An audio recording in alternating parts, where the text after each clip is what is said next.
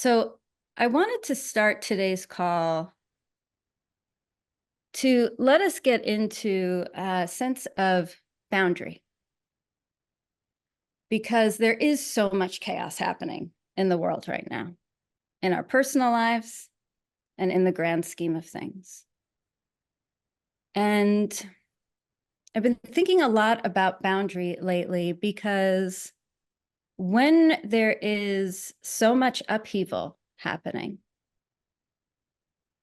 most of us can go into either a rigid place or a chaotic place or vacillate between the two. It's hard to find that middle ground. And in that vacillation between chaos and rigidity, there are boundaries that we need to. Letting Anella in. There are boundaries that need to be set. Boundaries are set for sustainability, for preservation, for protection. And that preservation has to do with our energy. And our energy is really valuable. And so before I dive too much into this topic of boundary and energy and preservation and protection, I wanted us to do a little bit of a check-in. I want you to take a moment and feel into your sense of where you are on that scale of feeling chaotic or rigid, somewhere in between. And since our theme today is focused around water, because we are made up of so much water, I thought it would be interesting for us to talk a little bit about something that my fairy godmama, Nana Joycey, she interviewed this guy, Gerald Pollack, last week. He's a bioengineer, and he studies water.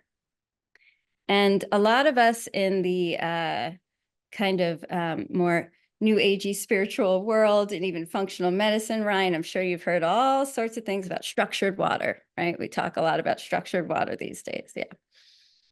And there's a lot of pseudoscience around structured water, so we have to be careful about what information we're taking in. So this guy, he's a bioengineer. He's got some peer-reviewed research, not all. So we're taking this with, we're in a new phase of studying this. And he says, and if you're not following all of this, that's okay. Just let it wash over you. He says, photons from ordinary sunlight may have an unexpectedly powerful effect that goes beyond heating. Okay, so we're talking about sunlight coming in. It may be that solar energy builds order. Let's think about that. We have solar panels. We understand that we can get energy from the sun, right? So solar energy builds order and separates charge between the near surface of water and the bulk water beyond. So if we're thinking about a water droplet, that outer edge of the water gets separated when there's solar energy coming in from the bulk water in the middle, and that separation creates a charge, like a battery. This light-induced charge separation resembles the first step of photosynthesis.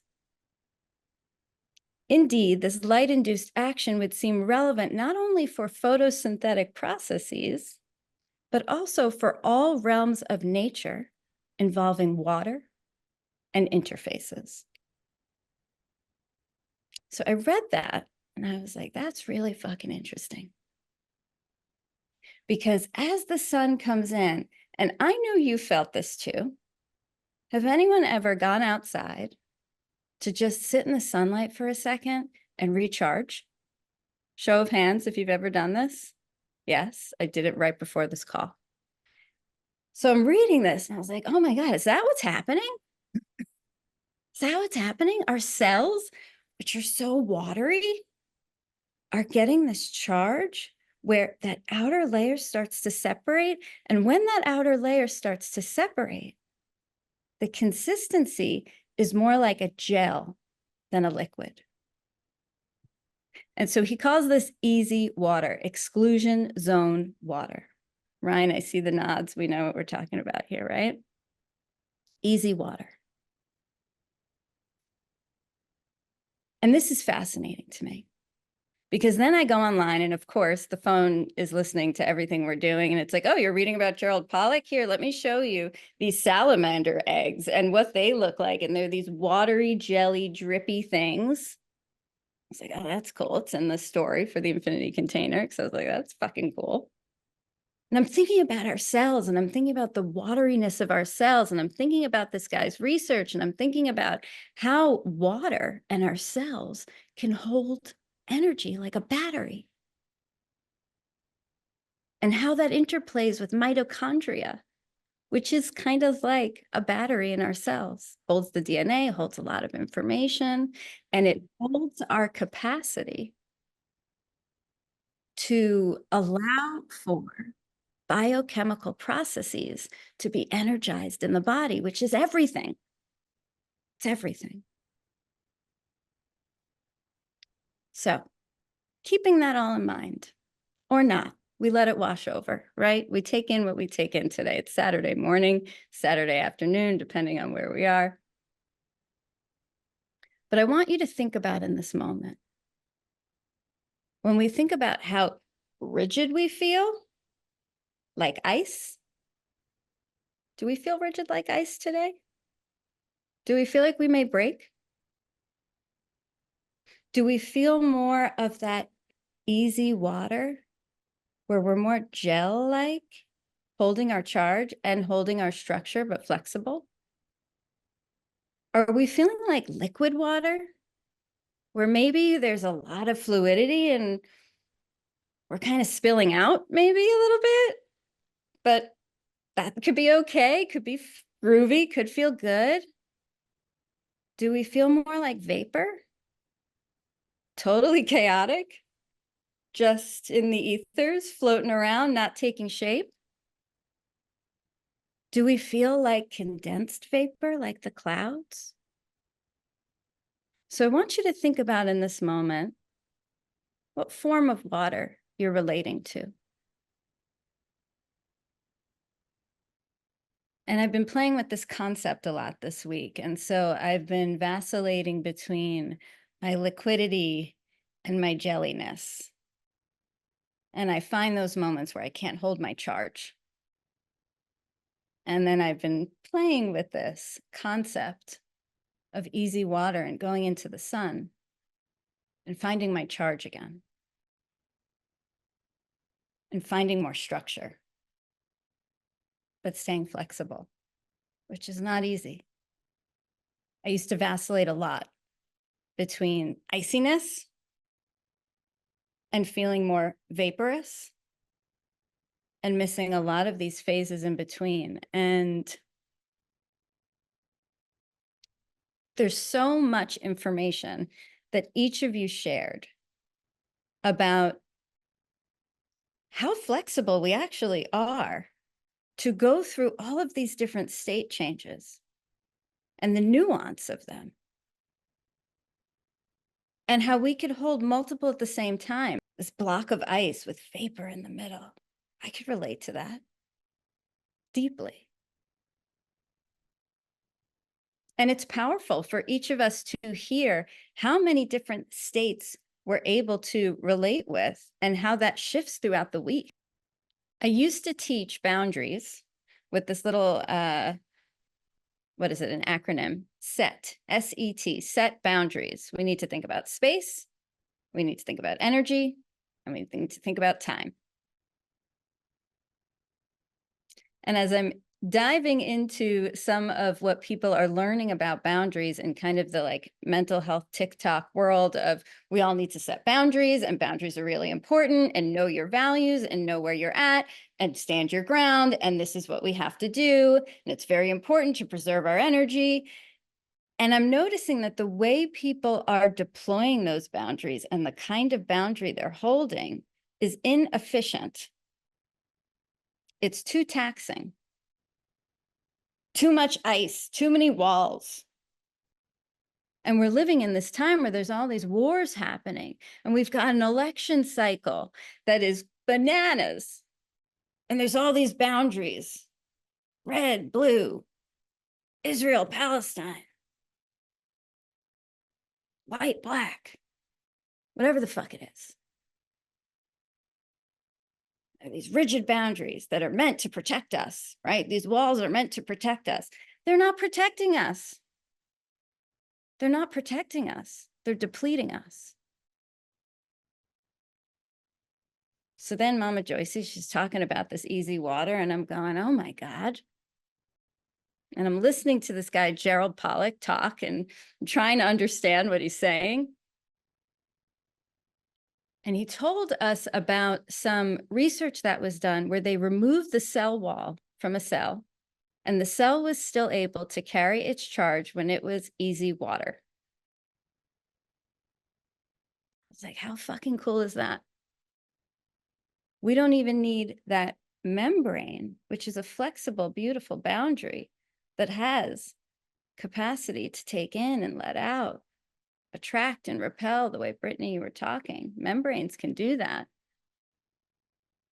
But we even can hold structure with that gel-like substance that knows how to hold energy.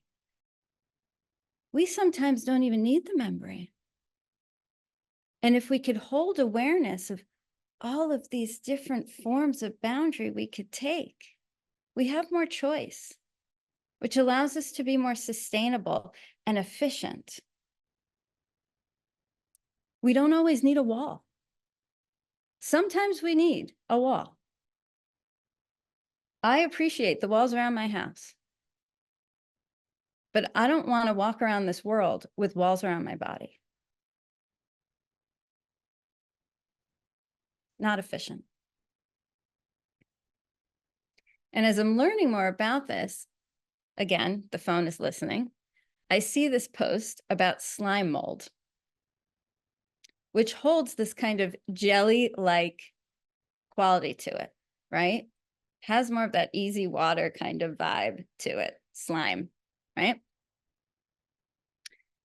And the Japanese did this experiment where they took a petri dish, wasn't a petri dish, a dish, and they mimicked the way that Tokyo's infrastructure looks like with its transportation system. And it took grains of oats, which feed the slime mold, right? And it correlated the size of the grain that they put down with the population density in the different hubs in the city. And they put the slime mold in this dish with this food. The first thing that happened was the slime mold completely spread out, went straight to the walls of the dish, right? And within, I think it was 28 hours, it started to learn where these hubs were. And it created an efficient shape where all of a sudden information is flowing more efficiently based on where the density was needed. And what they did with that experiment was they used that to understand the inefficiency of their transportation system in the city. How cool is that? Using slime mold, the Japanese, amazing, amazing. We have capacity like that. Slime mold uses tropism. Tropism is, what do I need to move towards to get energy? What do I need to move away from to preserve energy? And then we create boundary around that information. When we're too in our heads, we can't do that. Our bodies know how to do that. Our mind creates all of these structures that say, I have to protect myself. I have to get this done. I have to da da da da da da. I have to da da da da da. And then we create an inefficient boundary system for ourselves. And we lose our interconnectedness, and we lose our sustainability. And it's quite dangerous. Creates disease in the body because the body's not running efficiently. Our batteries aren't holding a charge. We're losing our charge too fast. Need to fill up, depleted. I know I've lived in a way where by the time I get to the weekend, I am shot to shit. How do we recharge ourselves more efficiently throughout the day and hold ourselves with a little more fluidity so that we can hold on to that charge and live more efficiently and with less fear? And so yes, we still need to think about our space, our energy, our time when we're thinking about boundary. But I also want you to think about all of these different choices that we have, that even just our body holds in the kinds of boundaries that we can set. We have bones that give a certain structure. We have muscles that give a certain structure. We have skin that gives a certain structure. We have energetic bodies that give a certain structure. That allows us to remember we are all atomically connected. But we can differentiate with our tropism to know, what do I need to move away from? What do I need to move towards? And how do I allow the sun to give information to my cells so that I can fill myself up again and my wateriness can hold more efficient battery power so that my body can do what it needs to do? So I want us to practice that, because I'm all for a fun little somatic integrative exercise.